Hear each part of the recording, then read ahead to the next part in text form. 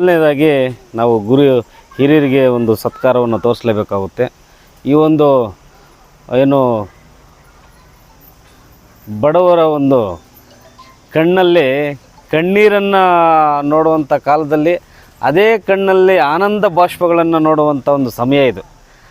ಅಂಥ ಒಂದು ಸಮಯಕ್ಕೆ ಈ ಕಾರ್ಯಕ್ರಮಕ್ಕೆ ಏನು ಮನೆ ಗೃಹ ಪ್ರವೇಶಕ್ಕೆ ಇವತ್ತು ನಮ್ಮ ಜೊತೆ ಆಗಮಿಸಿರುವಂಥ ನಮ್ಮ BJP ವಾಸಣ್ಣವರು ಅವ್ರಿಗೆ ನಾವು ತಿಳಿಸಿದಾಗ ಇಂಥ ಅದ್ಭುತ ಕಾರ್ಯಕ್ರಮಕ್ಕೆ ಖಂಡಿತವಾಗ್ಲೂ ನಾನು ಬಂದೇ ಬರ್ತೀನಿ, ನನ್ನ ಕೈಲಾದಷ್ಟು ಕೈ ಕೂಡ ಜೋಡಿಸ್ತೀನಿ ಅಂತ ಹೇಳ್ಬಿಟ್ಟು ಇವತ್ತು ಆಸೀನರಾಗಿದ್ದಾರೆ. ಅವರಿಗೆ ನಾನು ಹೃದಯಪೂರ್ವಕ ನಮಸ್ಕಾರಗಳನ್ನು ತಿಳಿಸ್ತೀನಿ.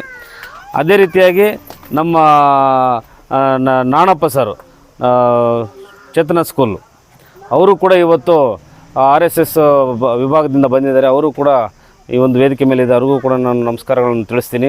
ಅದೇ ರೀತಿಯಾಗಿ ಗ್ರಾಮ ಪಂಚಾಯತಿ ಸದಸ್ಯರುಗಳು ಕೂಡ ಬಂದಿದ್ದಾರೆ. ನಮ್ಮ ನಾಗಣ್ಣ ಅವರು ಮತ್ತು ಮಹಿಳಾ ಒಕ್ಕೂಟದಿಂದ ಬಂದಿರುವಂಥ ನಮ್ಮ ಪದ್ಮಮ್ಮ ಅವರು ಬಂದಿದ್ದಾರೆ. ಮತ್ತು ಇನ್ನು ಗ್ರಾಮದ ಹಿರಿಯರೆಲ್ಲ ಬಂದಿದ್ದಾರೆ. ಆಮೇಲೆ ಎಲ್ಲ ಮಹಿಳೆಯರೆಲ್ಲ ಬಂದಿದ್ದಾರೆ. ಮತ್ತು ನಮ್ಮ ಎಲ್ಲ ಪತ್ರಿಕಾ ಬಳಗದವರೆಲ್ಲ ಕೂಡ ಬಂದಿದ್ದಾರೆ. ನಿಜವಾಗಲೂ ಖುಷಿ ಆಗ್ತಿದೆ. ಈಗಾಗಲೇ ನಾವೇನಾದರೂ ಮಾತಾಡೋಣ ಅಂದ್ಕೊಂಡಿದ್ರೆ ನಮ್ಮ ವಾಸಣ್ಣವರು ನಮ್ಮ ಎಲ್ಲ ಹಿರಿಯರೆಲ್ಲ ಕೂಡ ಈಗಾಗಲೇ ಹೇಳ್ಬಿಟ್ಟಿದ್ದಾರೆ.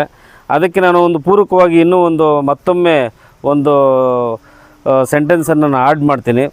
ಇದು ಸುಮಾರು ಒಂದು ವರ್ಷದ ಹಿಂದೆ ಇದು ಈ ಗಂಗರತ್ನ ಅಂತ ಒಬ್ಬ ಬಮ್ಮ ಇಲ್ಲಿ ಇವರು ಗುಡಿಸಲಲ್ಲಿದ್ದರು. ಗುಡಿಸಲಲ್ಲಿ ಏನು ಮಾಡ್ತಾಯಿದ್ರು ಅಂದರೆ ಗುಡಿಸಲಲ್ಲಿ ನಮ್ಮ ಇವರು ಕೊತ್ತೂರು ಮಂಜಣ್ಣವರ ಒಂದು ಫೋಟೋ ಇಟ್ಕೊಂಡು ಅವರು ಪೂಜೆ ಮಾಡ್ತಿದ್ರು. ಅದನ್ನೇನು ಮಾಡಿದ್ರು, ಪತ್ರಿಕಾ ಬಳಗದವ್ರು ಏನು ಮಾಡಿದ್ರು ಅಂದರೆ ಈ ಥರ ಫೋಟೋ ಇಟ್ಕೊಂಡು ಮಾಡ್ತಿದ್ದಾರೆ ಅಂತ ಹೇಳ್ಬಿಟ್ಟು ಒಂದು ನ್ಯೂಸ್ ಮಾಡಿದ್ರು. ನ್ಯೂಸ್ ಮಾಡಿದ ತಕ್ಷಣ ಏನು ಮಾಡಿದ್ರು ಅಂದರೆ ಈಗ ಮಂಜಣ್ಣವರ ಬಳಗದಿಂದ ಏನಂದರೆ ಎಲ್ಲರೂ ಬಂದರು. ನಮ್ಮ ರಾಜೇಂದ್ರ ಗೌಡ್ರಾಗಿರ್ಬೋದು, ಗುಜ್ನಳ್ಳಿ ಮಂಜಣ್ಣ, ಮತ್ತು ನೀಲಕಂಠೇಗೌಡರು, ಮತ್ತು ಆ ಬಳಗದಲ್ಲಿರುವಂಥ ಒಂದು ಸಿದ್ನಳ್ಳಿ ಶೇಖರ್ ಅವರು ಎಲ್ಲರೂ ಬಂದರು. ಅವ್ರ ಜೊತೆಯಲ್ಲೂ ನಾನು ಬಂದಿದ್ದೆ. ಆವಾಗ ಏನು ಮಾಡಿದ್ವು ಅಂತಂದರೆ ಈಗ ಕಟ್ಸ್ಕೊಡ್ತೀವಿ ಅಂತ ಹೇಳ್ಬಿಟ್ಟು ಎಲ್ಲ ಪ್ರಾಮಿಸ್ ಮಾಡಿ ಆಮೇಲೆ ಕಟ್ಸ್ಕೊಡುವಂಥ ಜವಾಬ್ದಾರಿಯನ್ನು ನನಗೆ ವಹಿಸ್ಕೊಟ್ಟು ಹೋದರು. ಸೊ ಅದೇ ರೀತಿಯಲ್ಲಿ ನಾವು ಸ್ವಲ್ಪ ಬೇರೆ ಬೇರೆ ಕಡೆ ಇರೋದ್ರಿಂದ ಬೇರೆ ಬೇರೆ ಕಡೆ ಕೆಲಸ ಮಾಡ್ತಾ ಇರೋದ್ರಿಂದ ಸ್ವಲ್ಪ ಡಿಲೇ ಆಯಿತು. ಹಾಗಾಗಿ ಈಗ ಫೈನಲ್ ಆಗಿ ನಾವು ಕಟ್ಸ್ಕೊಡ್ತೀವಿ.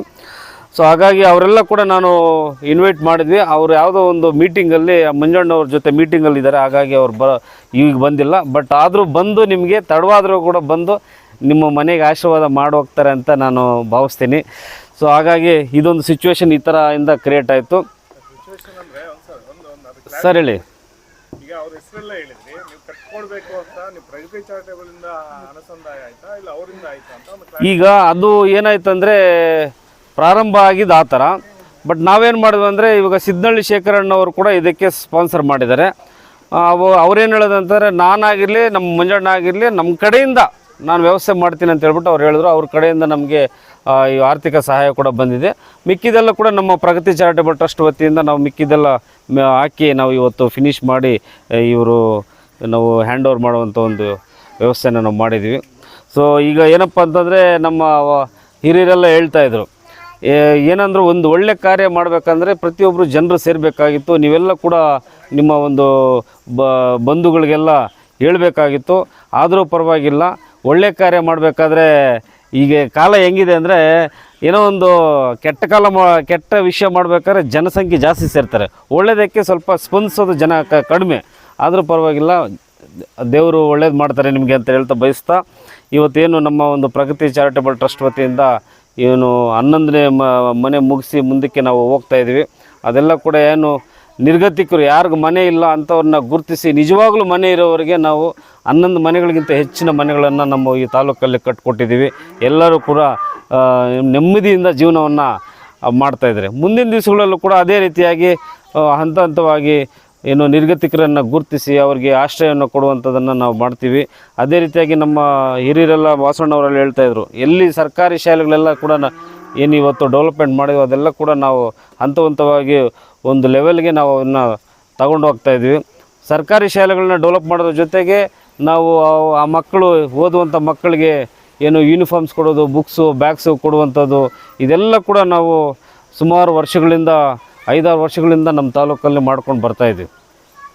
ಸೊ ಹಾಗಾಗಿ ಏನು ಇವತ್ತು ತಾಲೂಕಲ್ಲಿ ಇದೊಂದೇ ಅಲ್ಲ, ಈಗ ಚಾಮರಾಜಹಳ್ಳಿಯಲ್ಲಿ ಮಾಡಿದ್ದೀವಿ, ಹಿರಣ್ಯಗೌಡನಹಳ್ಳಿಯಲ್ಲಿ ಮಾಡಿದ್ದೀವಿ, ಕೋಲಾರ ತಾಲೂಕು ದೊಡ್ಡನಹಳ್ಳಿಯಲ್ಲಿ ಮಾಡಿದ್ದೀವಿ, ಕನಸಂದ್ರದಲ್ಲಿ ಮಾಡಿದ್ದೀವಿ, ಆಮೇಲೆ ಇದು ತೊಂಡಹಳ್ಳಿಯಲ್ಲಿ ಮಾಡಿದ್ದೀವಿ. ಎಲ್ಲ ಕೂಡ ಈ ನಡುವೆ ಎಲ್ಲ ಈ ಒಂದು 2 ವರ್ಷದಲ್ಲಿ ಇನಾಗ್ರೇಷನ್ ಮಾಡಿಕೊಂಡು ಬಂದಿರುವಂಥದ್ದು. ಹಾಗಾಗಿ ನಿಮಗೆಲ್ಲ ಒಳ್ಳೆಯದಾಗಲಿ. ಏನು ನಿಮಗೆ ಮೊದಲು ಯಾವ ರೀತಿ ಗುಡಿಸಲಲ್ಲಿ ಇದ್ರಂದರೆ ತುಂಬ ಕಷ್ಟಪಡ್ತಾಯಿದ್ರು ಸರ್. ಹಾವುಗಳೆಲ್ಲ ಬರ್ತಾಯಿತ್ತು ಅಂತ ಹೇಳ್ತಾಯಿದ್ರು. ನಮಗೆ ಒಂದು ಸ್ವಲ್ಪ ಬೇಜಾರಾಗ್ತಾಯಿತ್ತು, ಏನಪ್ಪ ಬೇಗ ಆಗಿಲ್ವೇ ಅಂತ. ಆದರೂ ಪರವಾಗಿಲ್ಲ, ಕೊನೆಗೆ ನಿಮ್ಮ ಮುಖದಲ್ಲಿ ನನಗೆ ನಗು ಕಾಣ್ತಾ ಇದೆ, ಅದೇ ನಮಗೆ ಖುಷಿ. ಇನ್ನೇನು ನಾವೇನು ತಗೊಂಡೋಗೋದಿಲ್ಲ. ಸೊ ಹಾಗಾಗಿ ಈ ಒಂದು ಮಾತುಗಳನ್ನು ಹೇಳ್ತಾ ನಮ್ಮ ಪತ್ರಿಕಾ ಬಳಗದವ್ರು ಏನು ಬಂದಿದ್ದೀರಾ, ನೀವೆಲ್ಲ ಕೂಡ ನೋಡಿದ್ದೀರಿ ನಮ್ಮ ಒಂದು ಕೆಲಸ ಕಾರ್ಯಗಳನ್ನು, ನಮ್ಮನ್ನು ಬೆನ್ತಟ್ಟಿ ಮುಂದೆ ತಳ್ಕೊಂಡು ಬಂದಿದ್ದೀರಾ. ಅದೇ ರೀತಿಯಾಗಿ ನೀವು ಮುಂದೆ ಕೂಡ ಇರ್ತೀರಾ ಅಂತ ಹೇಳ್ತಾ, ನಮ್ಮ ಅರಿವು ಪ್ರಭಾಕರ್ ಸರು, ಇವರು ನೈಸರ್ಗಿಕ ಕೃಷಿ ಮಾಡುವಂಥವ್ರು, ಅವರು ಕೂಡ ಈ ಒಂದು ಕಾರ್ಯಕ್ರಮವನ್ನು ಮಾಡಬೇಕು ಅಂತ ಹೇಳಿದಾಗ ಎಲ್ಲವನ್ನು ವಾಸಣ್ಣವ್ರ ಜೊತೆ ಎಲ್ಲ ಮಾತಾಡಿ, ನಮ್ಮ ನಾರಾಯಣಪ್ಪ ಸರ್ ಹತ್ರ ಎಲ್ಲ ಮಾತಾಡಿ ಎಲ್ಲ ವ್ಯವಸ್ಥೆಯನ್ನು ಮಾಡಿದ್ದಾರೆ. ಗ್ರಾಮಸ್ಥರಲ್ಲೆಲ್ಲ ಮಾತಾಡಿ ಊಟದ ವ್ಯವಸ್ಥೆಯನ್ನೆಲ್ಲ ಮಾಡಿಸಿದ್ದಾರೆ. ಅವ್ರಿಗೂ ಕೂಡ ನಾನು ಧನ್ಯವಾದಗಳನ್ನ ತಲುಪಿಸ್ತೀನಿ. ಮತ್ತು ನಮ್ಮ ಇವರು ನಮ್ಮ ನಾರಾಯಣಪ್ಪ ಸರ್ ಮತ್ತು ವಾಸಣ್ಣ ಅವರು ಇವತ್ತೇನು ಊಟದ ವ್ಯವಸ್ಥೆಯನ್ನು ಈ ಗ್ರಾಮಸ್ಥರಿಗೆ ಎಲ್ಲ ಮಾಡಿಕೊಟ್ಟಿದ್ದಾರೆ, ಅವ್ರಿಗೂ ಕೂಡ ನಾನು ಧನ್ಯವಾದಗಳನ್ನ ತಲುಪಿಸ್ತೀನಿ.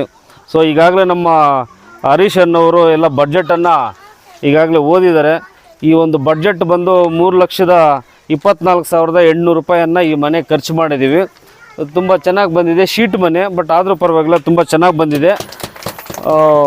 ಎಲ್ಲ ಕಡೆ ನಾವು ಎಲ್ಲ ಕಡೆ ಏನು ಕಟ್ಸಿದ್ವಿ ಎಲ್ಲ ಕೂಡ ಒಂದು ಶೀಟು ಒಂದು ಮುಚ್ಚಳವನ್ನು ಹಾಕಿ ನಾವು ಕಟ್ಸ್ಕೊಟ್ಟಿರುವಂಥದ್ದು.